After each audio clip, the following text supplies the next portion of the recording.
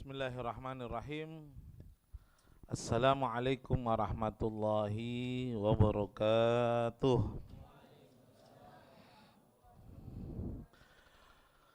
Alhamdulillah ala ma'atan Allah min ni'matun azimah. Wassalatu wassalamu ala rasulillah miftahi babu rahmatillah adada ma fi ilmillah. Salatan wa salaman daimem bidawami mulkillah wa ala alihi wa sahbihi wa man wala haula wala quwata illa billah. Amma ba'd.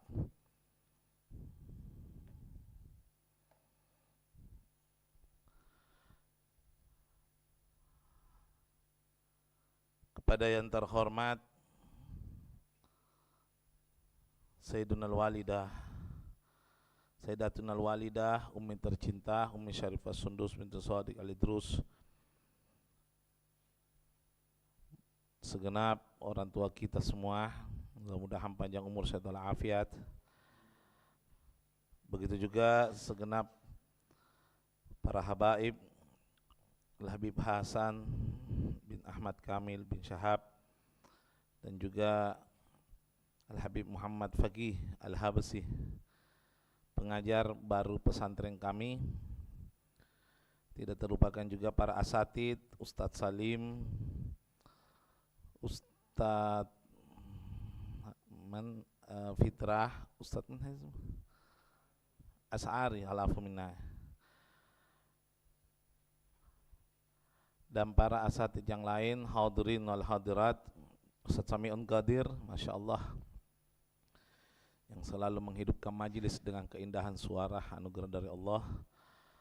Hadirin wal hadirat yang insyaallah semuanya sama-sama dirahmati dan dimuliakan oleh Allah Subhanahu wa ta'ala. Amin ya rabbal alamin.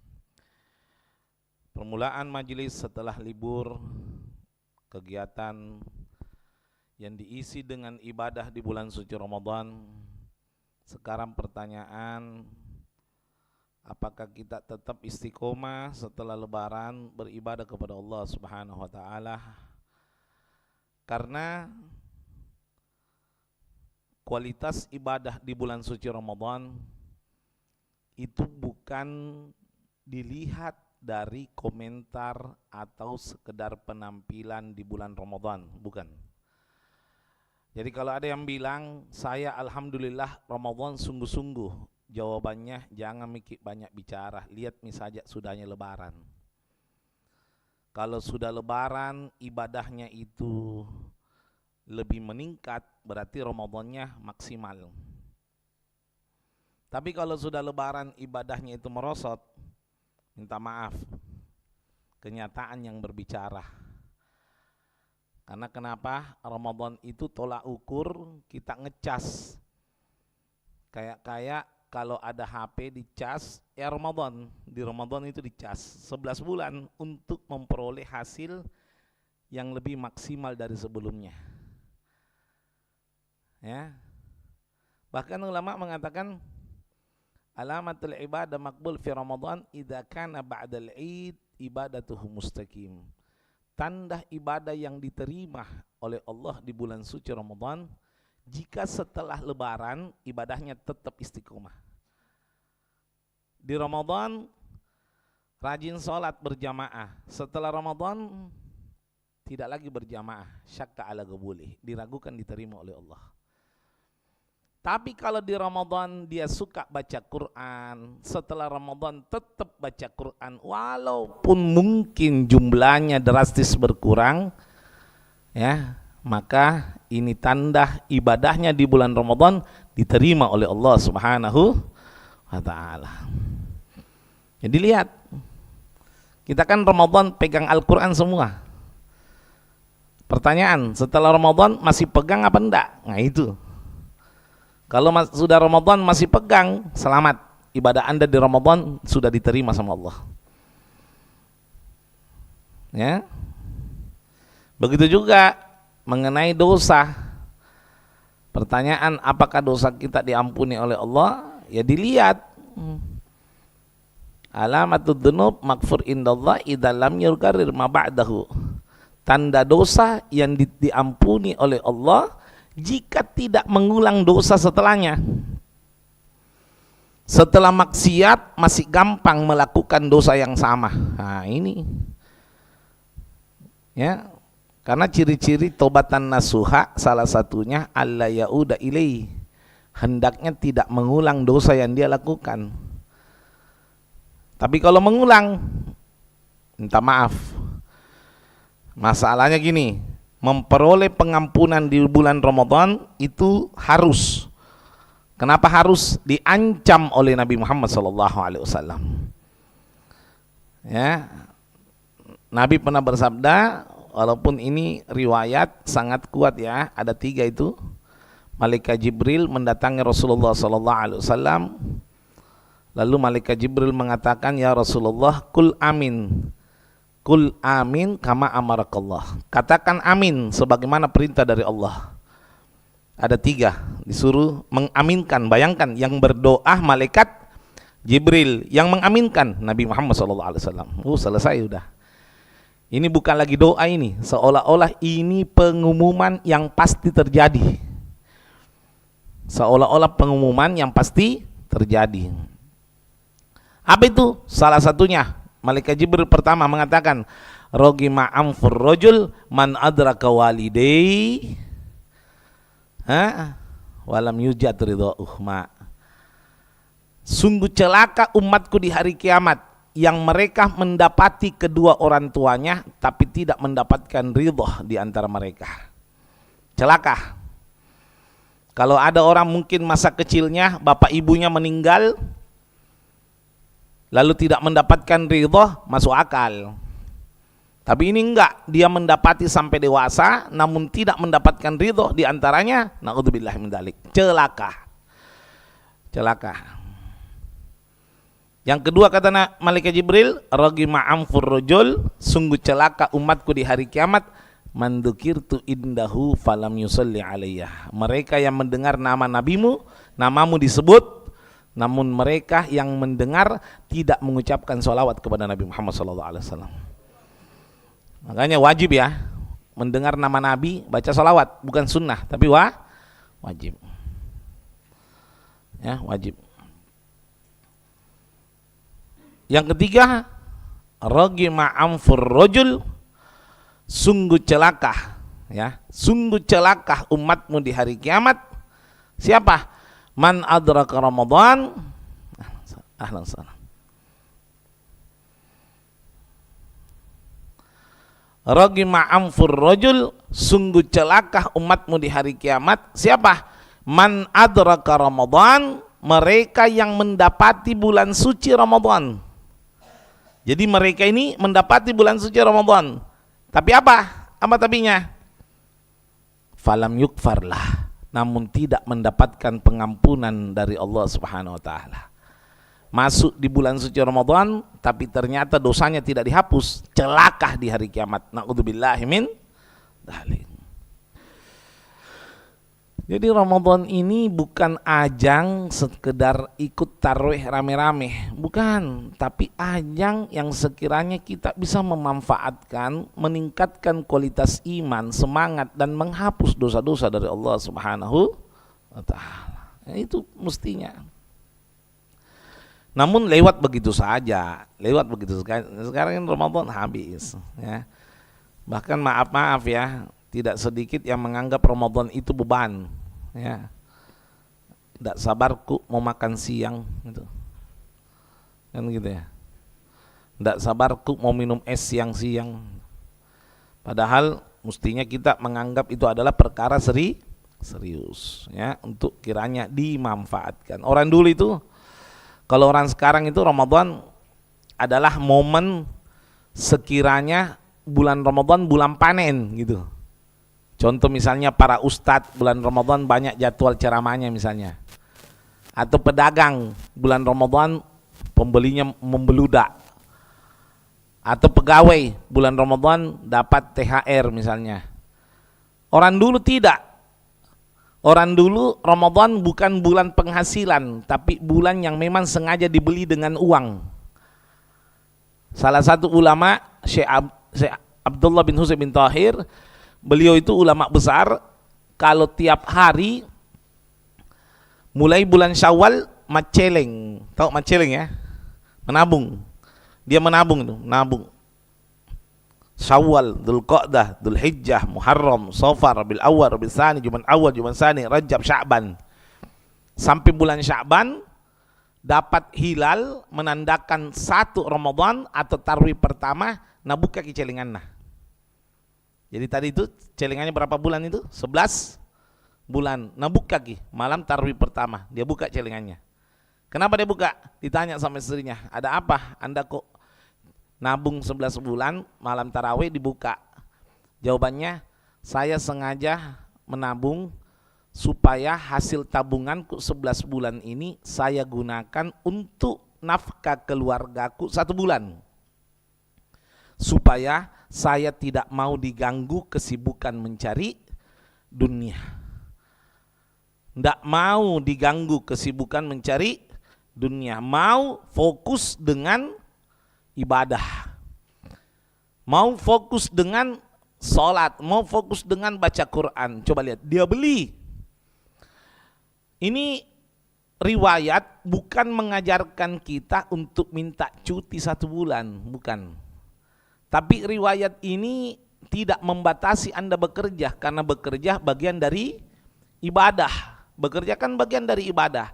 Hanya saja riwayat ini mau menjelaskan kepada kita, jangan terlalu berambisi menghasilkan dunia sampai ibadah berantakan. Karena orang dulu rela mengorbankan dunianya demi untuk mendapatkan akhirat. Itu loh. Artinya cari uang sewajarnya Ramadan mestinya, ya. Banyak orang itu Ramadan pagi, siang, malam, pacok terus. Pokoknya kejar target Idul Fitri. Jangan, itu berarti lalai dari bulan suci Ramadan.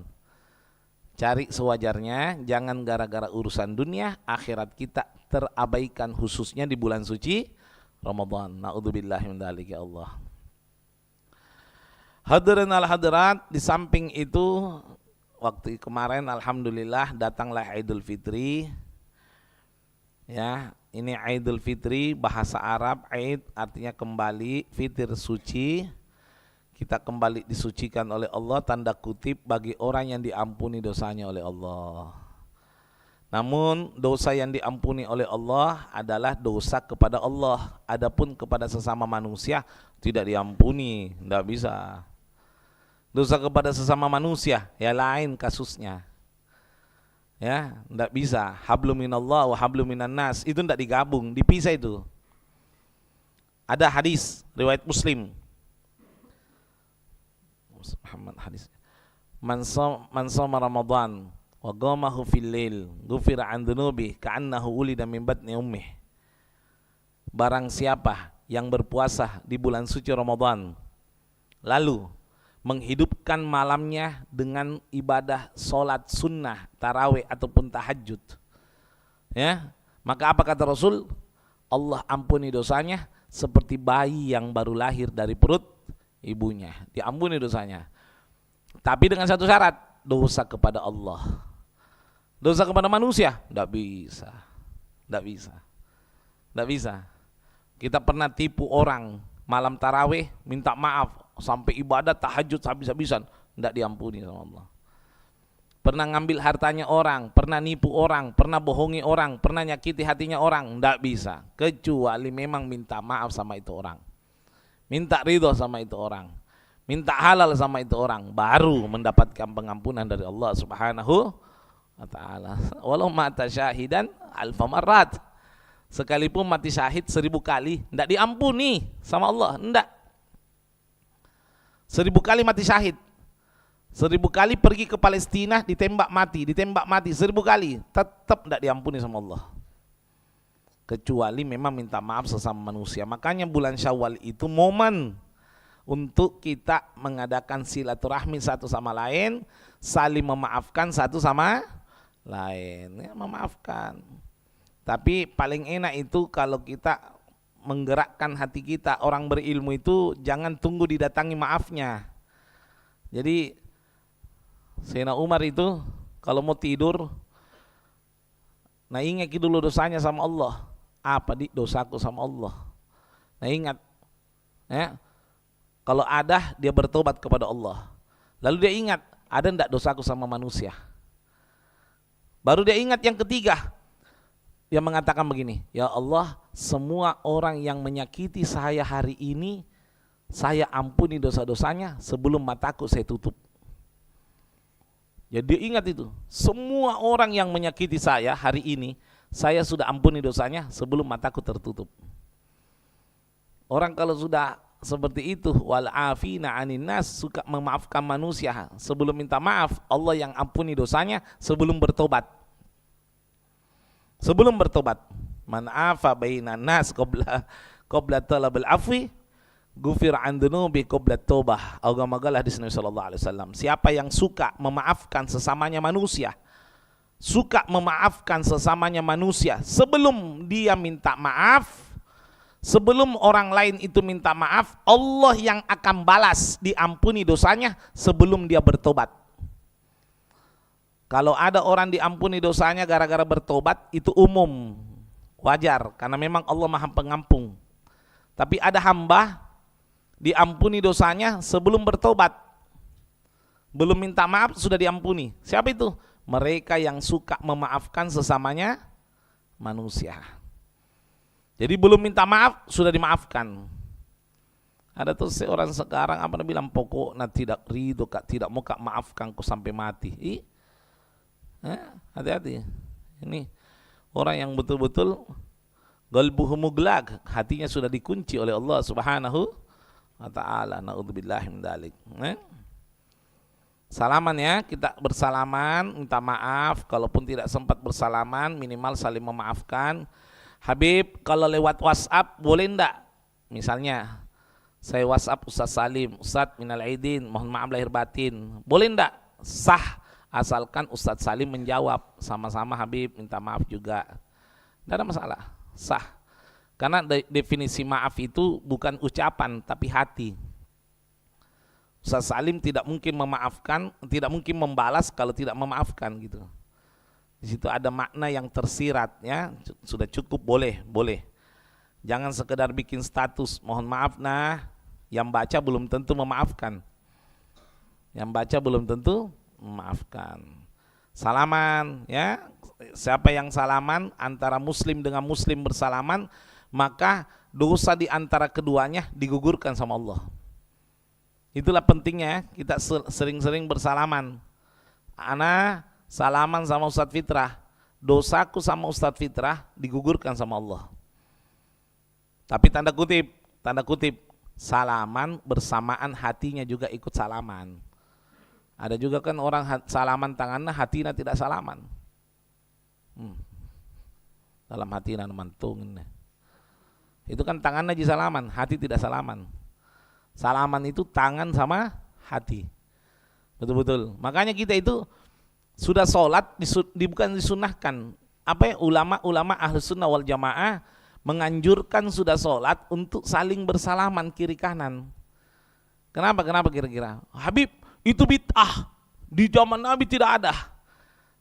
Tapi pelan-pelan bicara, kalau tidak ada di zaman Nabi, apakah dilarang gitu? Kan tidak semua yang tidak ada di zaman Nabi itu dilarang. Ya, tidak semua. Tidak ada satupun hadis mengatakan dilarang salaman setelah sholat. Tidak ada, ya, tidak ada sama sekali. Berarti boleh selama tidak ada larangan. Asalkan kita tidak mengatakan salaman setelah sholat itu sunnah. Barang siapa yang mengatakan salaman setelah sholat itu sunnah, baru bid'ah gitu. Salaman setelah sholat bukan sunnah tapi syiar. Masalahnya begini, kenapa sih kita ditekankan salaman setelah sholat? Ada apa? Kenapa? Karena begini, kita kalau sholat kadang melakukan kesalahan yang tidak disengaja, tidak disadari, tapi orang di sebelah tak terganggu. Mungkin saya kasih contoh, bacaan sholat tak terlalu keras sehingga di sebelah kurang khusyuk. Ada kan orang punya karakter, iya kan, sholat. Pak bangka tuh, Di sebelah mau khusyuk tidak terganggu. Nah, kita itu kan otomatis mengganggu khusyukan orang, bagian dari kedoliman gitu. Satu contoh itu ya. Atau mungkin kita takbir disenggol tangan orang tidak disengaja. Kan namanya tidak sengaja itu tidak berlaku sama manusia. Tidak berlaku sama manusia. Tidak sengaja itu hanya berlaku kepada Allah.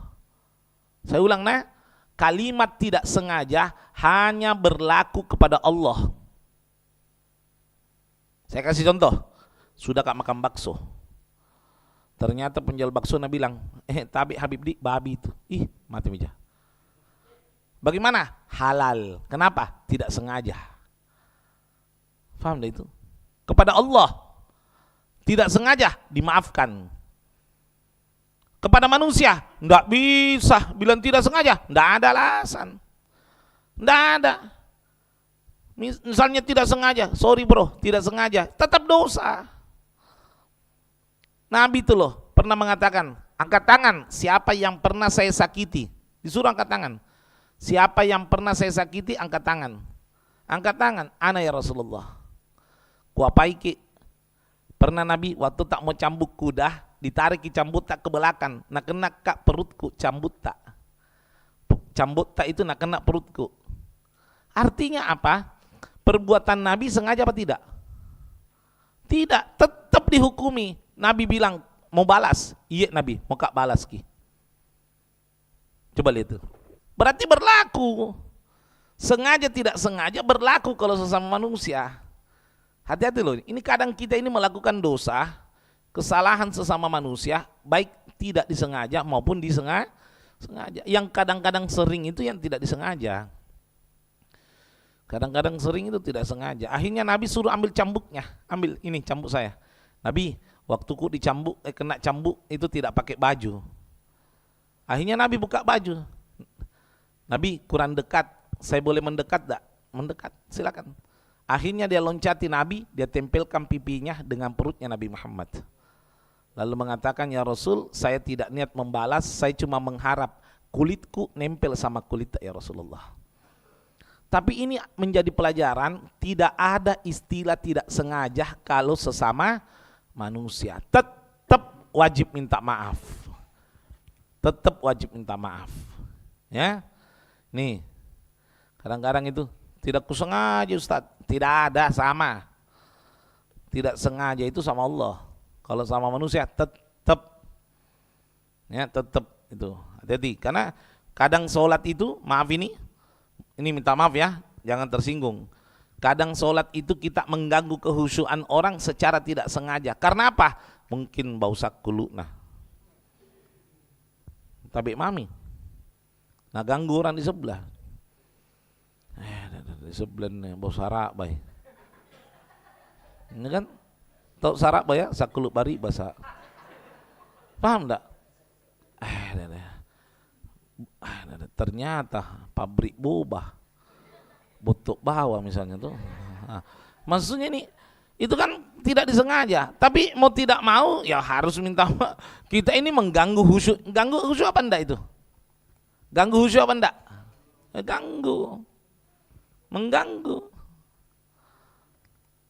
Mengganggu khusyuk. Makanya sudah sholat dianjurkan saling salaman.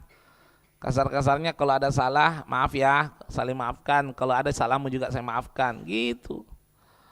Jangan segan-segan ya bersalaman, kecuali berbeda jenis dan bukan mahram. Janganlah salaman. Ayo ya, yang khususnya mendengarkan ini ceramah, tolonglah jangan dianggap ekstrim. Jangan dianggap ekstrim agama yang melarang Anda salaman dengan perempuan yang tidak mahram. Kadang-kadang kalau saya bilang di mana-mana, saya ceramah di Polda tadi pagi saya Polda ulang tahun Bayangkari ke-45.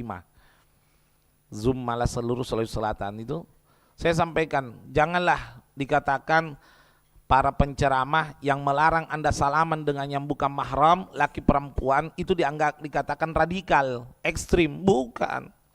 Memang Rasulullah SAW pernah bersabda, saya lebih baik kata Rasul, lebih baik memegang bara api daripada bersalaman laki perempuan yang bukan mahram. Ayo, lebih baik memegang bara api.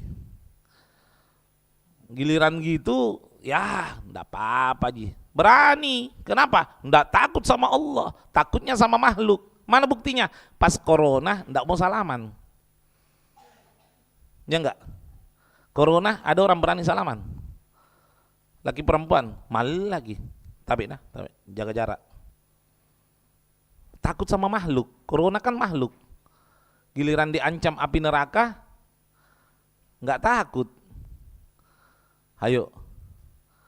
Na'udzubillah min dzalik. Saya ini minta maaf. Alhamdulillah berusaha untuk menegakkan syariat semampu saya. Alhamdulillah tidak pernah saya salaman bukan mahram. Kadang-kadang dibilang Kak Doro namamu nih Habib Kak. Biar mi, enggak apa-apa. Juluki mak Habib Kak Doro, enggak apa-apa. Kalau memang harus dapat julukan. Karena memang agama ini awal mula dianggap aneh. Nanti di akhir zaman kembali dianggap aneh. Iya. Inna dinah gariba wa sayaudu gariba kama bada. Awal mula ini agama dianggap asing. Nanti di akhir zaman kembali dianggap asing. Fatuba li ghuraba.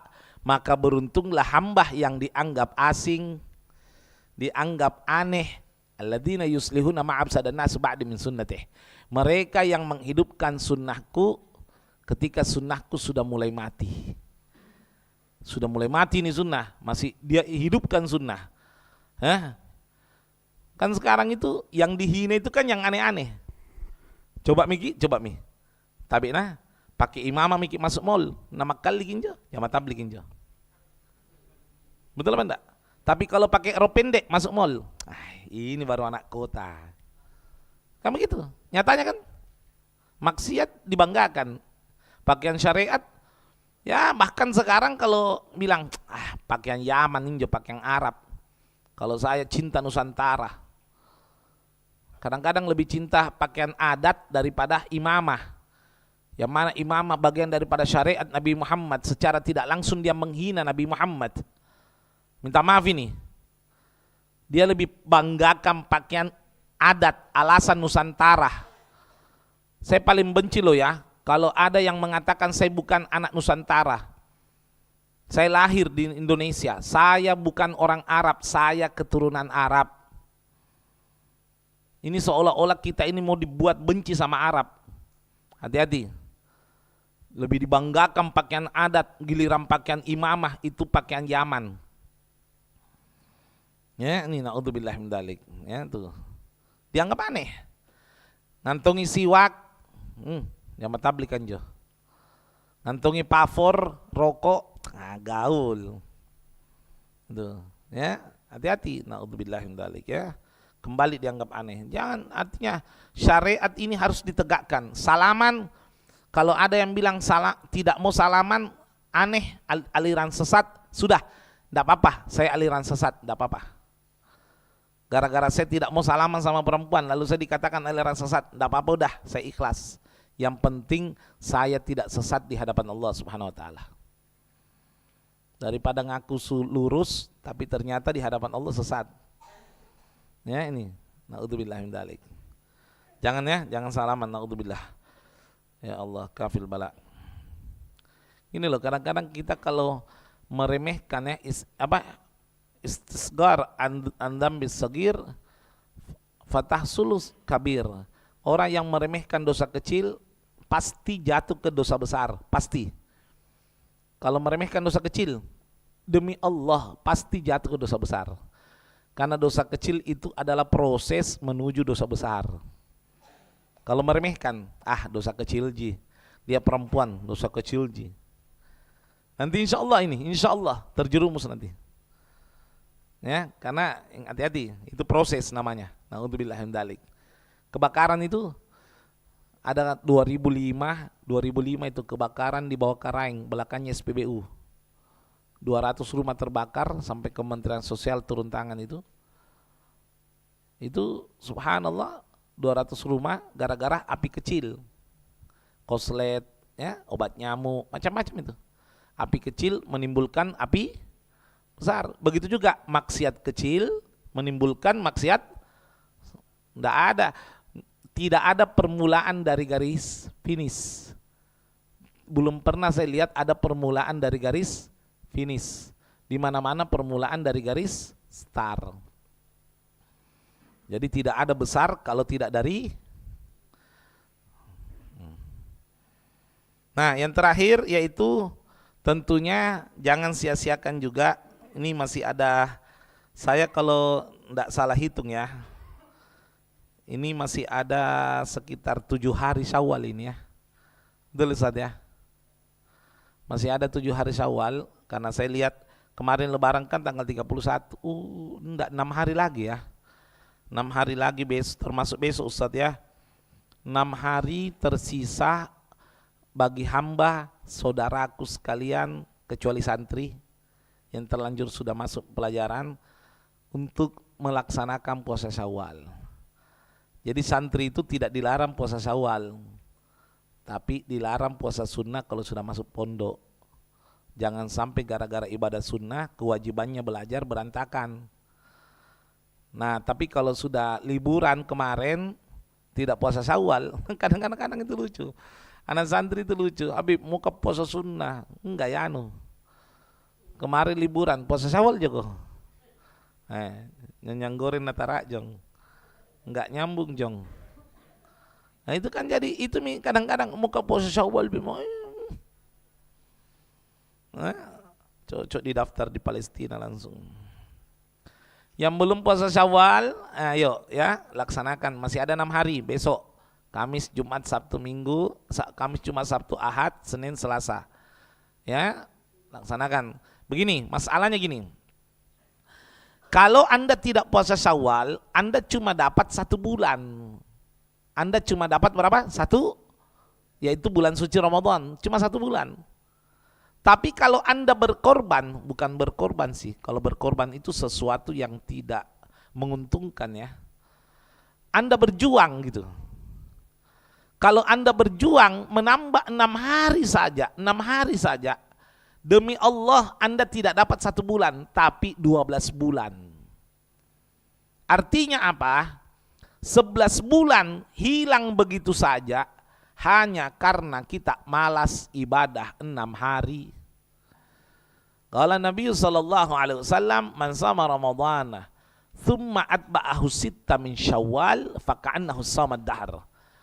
Ya, barang siapa yang berpuasa di bulan suci Ramadan 1 bulan itu, kemudian menambah 6 hari di bulan Syawal, maka dicatat baginya seolah-olah puasa 1 tahun penuh. 365 hari dicatat berpuasa. Enak apa enggak itu? Ya Allah, luar biasa. Ayo saya ulang. Anda tidak puasa Syawal, dapat cuma 1 puasa Syawal 12 bulan. Anggaplah begini. Ada hamba Allah sudah puasa Syawal kemarin, tadi siang tidak puasa, tapi malaikat catat dia puasa. Enak apa enggak? Hidupnya dicatat berpuasa. Sedangkan kalau orang dicatat berpuasa, nafasnya saja ibadah. Nafasnya saja dihitung zikir. Luar biasa. Karena itu ayo betul-betul perjuangkan 6 hari di bulan Syawal. Kalau di zaman Nabi dulu itu, di zaman Nabi Lebaran tanggal berapa? 1 ya. Di zaman Nabi 1 Syawal itu tidak ada kegiatan masyiarah, tidak ada. Mereka tetap di rumah, paling mendatangi mamanya, ibunya, bapaknya untuk minta maaf dan ridho. Nanti 2 Syawal puasa, langsung sepi jalanan itu. 2 Syawal, 3 Syawal puasa, 4 puasa, 5 puasa, 6 puasa, 7 puasa. 7 Syawal terakhir puasa, berarti sudah 6 hari. Pas 8 Syawal barulah mereka mengadakan perayaan. Kalau di Jawa itu namanya Lebaran Ketupat. Ya, Lebaran Ketupat ya. Lebaran Ketupat. Mereka betul-betul di situ seneng. Kenapa? Sudah berjuang 1 bulan plus 6 hari. Masyarakat semangat. Kenapa? Karena kompak. Namanya ibadah kompak itu ringan. Benar benda ya? Anda puasa sendiri itu berat. Ramadan tidak berat. Kenapa? Karena semua orang puasa. Semua orang puasa. Itu yang mestinya diterapkan ya, mestinya diterapkan. Jadi betul-betul mereka itu mengikuti jejaknya Nabi Muhammad SAW ya. Ada yang bertanya, Habib, saya mau puasa Syawal tapi masih ada kalaku karena haid, biasanya perempuan 6 atau 7 hari menstruasi. Ya, saya mau puasa Syawal tapi lagi haid. Astagfirullah. Saya mau puasa Syawal tapi ada utang haid 6 hari atau 7 hari. Boleh enggak saya puasa Syawal, bayarkanlah haid nanti setelah Syawal? Boleh. Kalau memang tidak mampu melaksanakan bayarkanlah plus puasa Syawal. Kan agak banyak itu.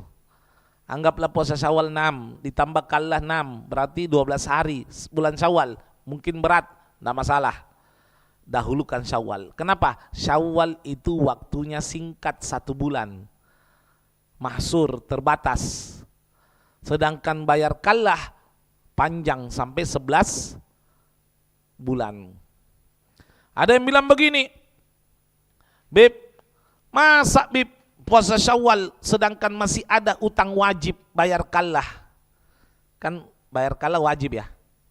Masa puasa Syawal sedangkan bayarkanlah masih ada? Jawab apa enggak? Boleh, enggak masalah. Anda menunda wajib tanda kutip karena keterbatasan kemampuan, mendahulukan sunnah tidak masalah, asalkan ada azam.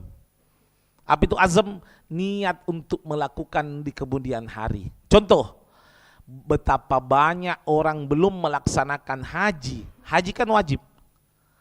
Betapa banyak orang belum melaksanakan haji namun melaksanakan umroh sunnah.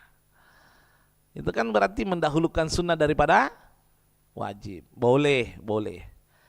Selama ada azam, ada niat yang kuat untuk melaksanakan di kemudian hari gitu. Jelas ya sampai sini? Alhamdulillah. Insyaallah ya. Jadi saya pribadi atas nama Husein Ahmad Al-Hamid selaku penanggung jawab Pondok Pesantren Abu Muhammad, Yayasan Ahmad Muhammad dan Pesantren Ummu Fatimah, mewakili istri saya Ustadzah Syarifah Firdaus binti Muhammad Al-Muhdar mengucapkan mohon maaf lahir batinnya, saling memaafkan, dan insyaallah tentunya mudah-mudahan ucapan ini sudah kiranya kita taradhi, saling ridha ya. Al-Fakir meridhokan kekurangan dan kesalahan Anda semua, dan begitu juga Al-Fakir mengharap Anda semua juga meridhokan dan memaafkan kesalahan kami semua insyaallah. Ya, kita semua saling memaafkan. Mungkin ada mau bertanya, silakan. Utamakan dulu jamaah.